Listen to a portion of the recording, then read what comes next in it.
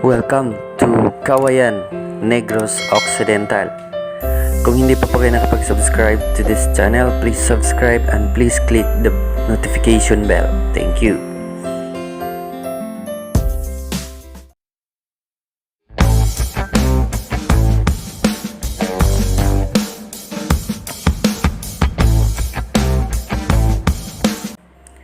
Cauayan, Negros Occidental.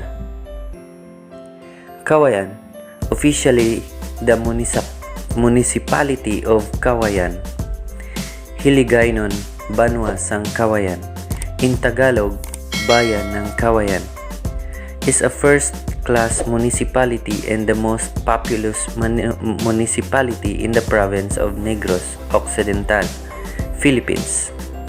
According to the 2015 census, it has a population of 102,165 people. The Cauayan, the municipality, and you can see the municipal hall of Cauayan. Region, Western Visayas, Province, Negros Occidental, and also the 6th district, founded in 1822, and there is a 25 barangays. The government here is Sangguniang Pambayan, Mayor John Ray D. Tabuhara, Vice Mayor Ana Liza T. Soriano, Representative or Congressman is Hinaro M. Alvarez Jr. As of today, electorate 84,058 voters. Area, total of 520 kilometers or 200.77 square miles. Elevation 63 meters or 207 feet. Highest elevation is 605 meters or 1,985 feet. Population since 2015 census, total of 102,165, and the density here is 200 kilometers or 510 square miles. Households 22,604. The economy, income class, first municipal income class. Poverty incidence is 27.52% since 2015. Revenue 225,232,556.72 as of 2016. Service provider, the electricity here is Negros Occidental Electric Cooperative or NOSICO. Climate type, tropical climate. Native languages here is Hiligaynon or Tagalog. Cauayan is about 113 kilometers or 70 miles from the provincial capital of Bacolod and of Negros Occidental, and is known for its sandy beaches and pristine waters, limestone and dried fish products. With a population of 102,165 inhabitants, it is the most populated of the 19 municipalities of Negros Occidental. Now, let's go to the history of Cauayan. Long before the Spaniards came to Negros, this town was a wilderness and primitive people depended on hunting and fishing for a living. The town was covered with bamboo thickets called Cauayan in the local dialect, hence the name Cauayan. In 1822, Cauayan was formally founded by Don Vicente Paulo de Sina, believed to have come from Cebu. He was enticed into Cauayan by the legendary beauty of a native girl who subsequently became his wife.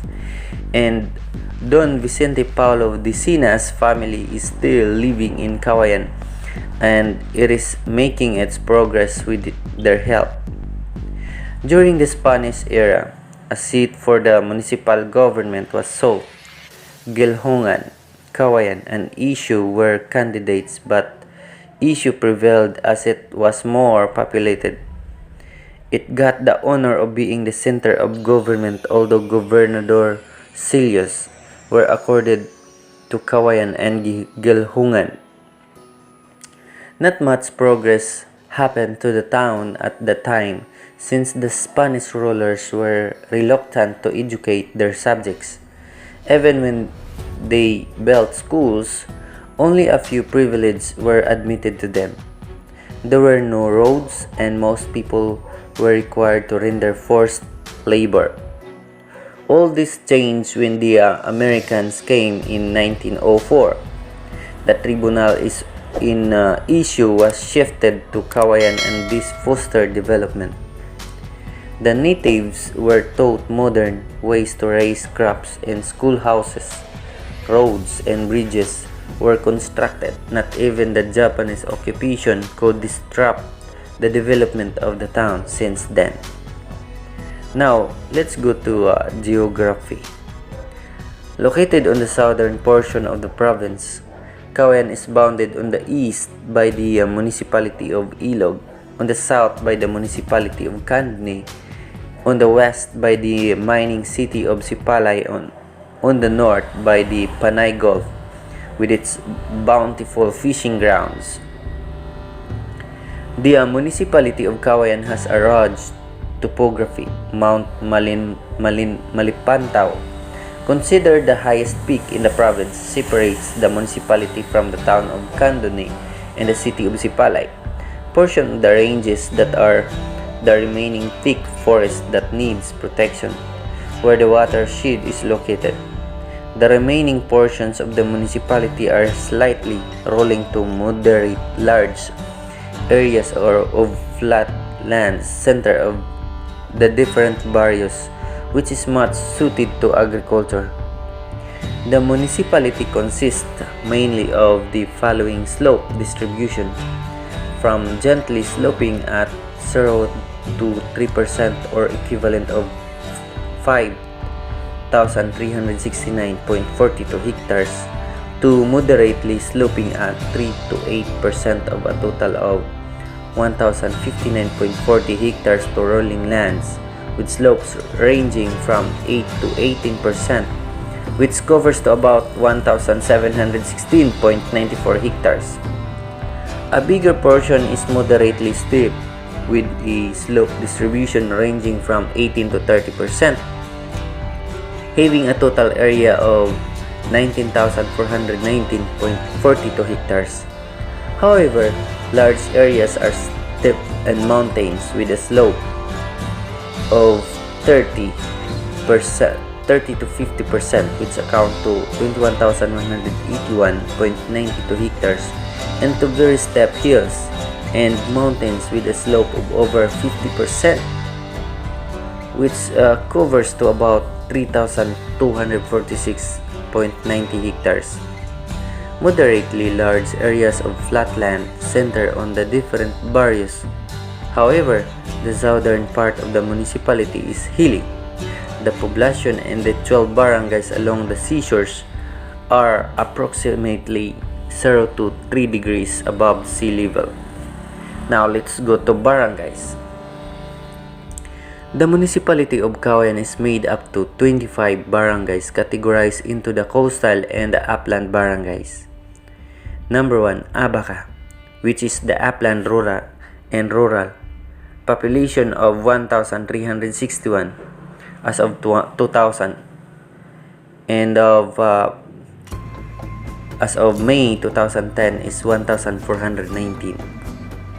Baclao, and also Barangay Basak, Barangay Bulata, Barangay Kaliling, Barangay Kamalandaan, Barangay Kamindangan, Barangay Ilihan, Barangay Gilhongan, Barangay Inayawan, Barangay Issue, which is the home of the tribe of Issue, Barangay Linawon, Barangay Lumbia, Barangay Mambugsay, Barangay Manuling, Barangay Masaling, Barangay Mulubulu, Barangay Poblasyon, Barangay Sura, Barangay Talakdan, Barangay Tambad, Tiling, and also Barangay Tiling, Barangay Tumina, Barangay Tuyum, and Barangay Yaw-Yaw. The climate here is month of January is average high and also average low. Okay. The demographics population census of Cauayan since 1903. Populations of 8,174. And of the year of 1918, total population of 13,907. In 1939, total population of 25,645. In 1948, total population of 34,946. In 1960, total population of 43,384. In 1970, total populations of 52,508. And of the year 2010, total populations of 96,921. And of the year of 2015, total populations of 102,165. Now let's go to the economy. Poverty incidence of Cauayan since year 2000, 66.21%, and year 2003 is 52%, year 2006 44%, year 2009 is 55%, 2012 is 31%, and 2015 27%. The source here is Philippine Statistics Authority. Now let's go to tourism. The tourism has recently picked up in Cauayan Municipality with its fine white sand beaches and diverse marine and wildlife. Punta Bulata Resorts and Spa, the most developed resort in the area, with an AA accreditation from the Department of Tourism, has seen tourists from all parts of the world who come to relax, bask in the tropical atmosphere, and enjoy the marine life that is among the best in the country. Denhugan Island Marine Reserve is a wildlife sanctuary in Barangay Bulata. Is also one of the most recognized dive spots in the region. Once featured on the cover of Mabuhay magazine, this island has one of the most diverse and highly dense coral life in the world, comparable to the Great Barrier Reef. Visitors may go for day trips to the island with pre-arranged visits by contacting Denhugan Island or through Punta Bulata Resort. The Lubay-Lubay Festival and the Feast of the Conversion of St. Paul is held annually on January 25. Now let's go to the community services. Number 1 is health. The main concern of the local government unit of Cauayan is the provision of the adequate health facilities and services to its constituents.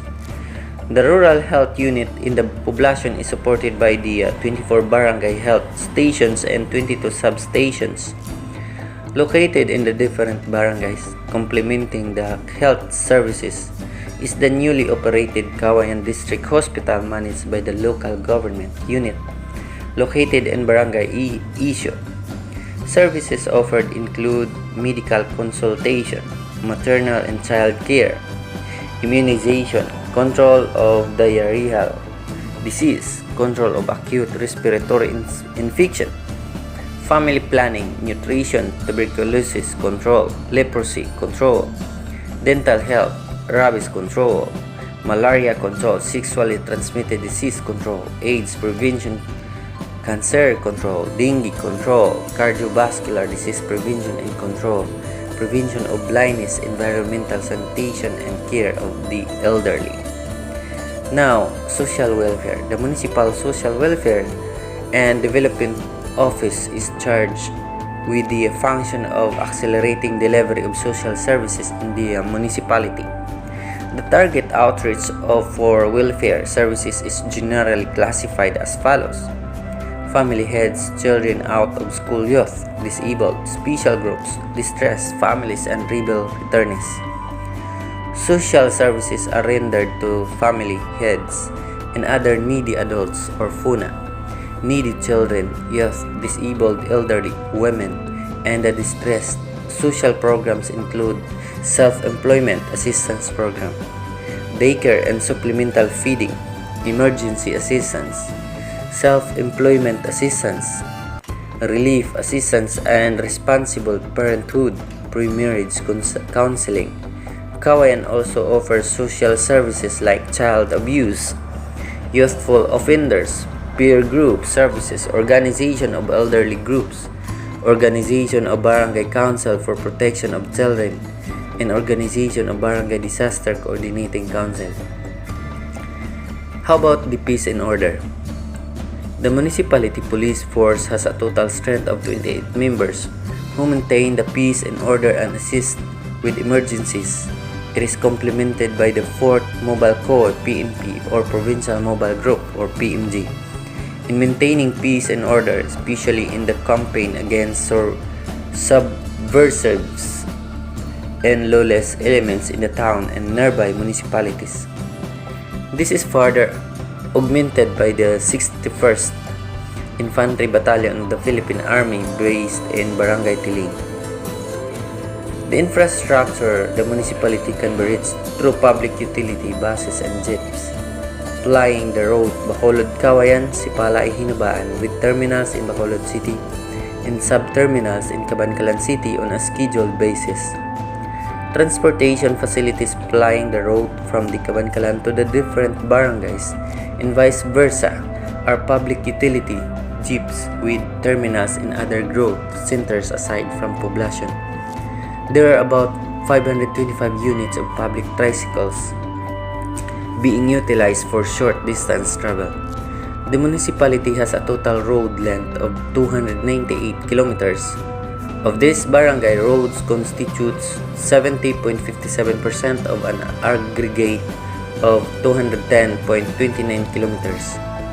Most of the barangay roads are still unpaved with a total of 192.98 kilometers categorized under the gravel road surface. Only 2.31 kilometers and 3 kilometers are of concrete and asphalt, respectively.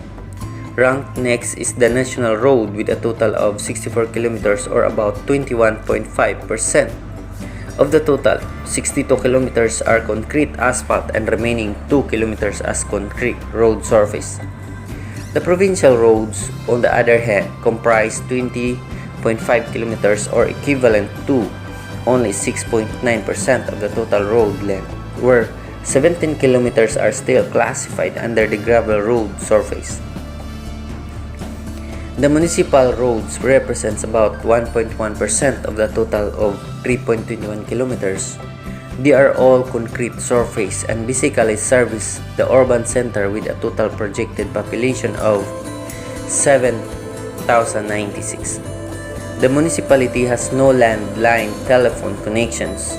The only available facilities are the 2 telephone franchise holders or public calling offices, Philippine Long Distance Telephone Office or PLDT, PCO, and Bayan Telephone Services. Mailing services are mainly handled by the Bureau of Post, which is headed by the postmaster and 2 postmen. Other telecommunication services are the municipal radio station and the PNP radio stations with their citizens band radio operated by the Office of the City Mayor and the PNP, respectively. The former is engaged in communication services to and from the provincial offices and other municipal offices, while the latter specializes in communication services directly related to peace and order radio messages. One of the major sources of power is the Negros Occidental Electric Cooperative or NOSICO, which started providing electric power in September 1982. It only covers 6 barangays. However, with an increasing population and demand for electric power is also increasing. As a result, out of 25 barangays, 23 are already energized. The remaining 2 barangays settle down to the kerosene, which is still widely used by the remaining 73% of the total number of potential consumers who are not served by the electric cooperative. There are two levels of water supply in the municipality. Level I refers to point sources of water such as wells, springs, and rain collectors. Level 2 refers to communal faucet system. The municipality is deficient in the point of pipe potable water available for residential and commercial purposes.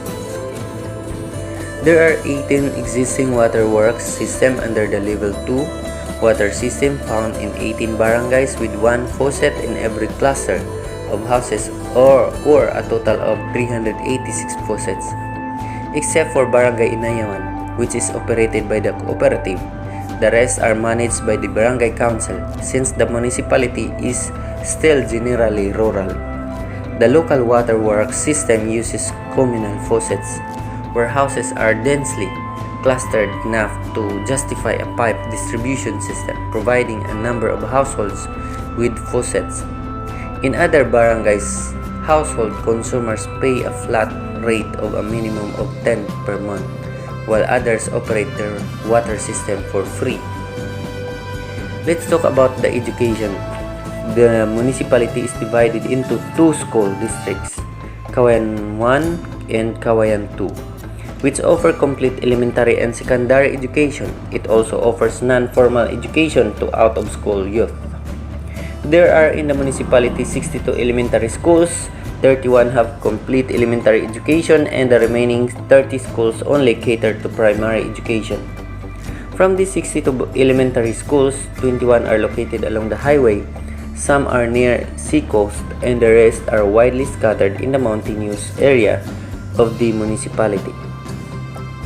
For secondary education, there are 7 main national high schools and 3 private secondary schools. Among the excelling schools are Gilhungan National High School, Tuyum National High School, Eva J. Montilla National High School, and Kamalandaan National High School, which cater quality education. Students have competitively participated in divisional and regional conferences from these schools and honorary brag awards. To further provide the educational and or tertiary needs of the Cauayanos through the municipal government's Memorandum of Agreement or MOA, the Negros Occidental Agricultural College or NOAC and now is SIPSO. Now Negros Occidental State College of Agriculture and NESCA Cauayan campus was officially opened last June 8, 1999. Notable people: Angel Alcalahir is biologist who was conferred as National Scientist of the Philippines in 2014.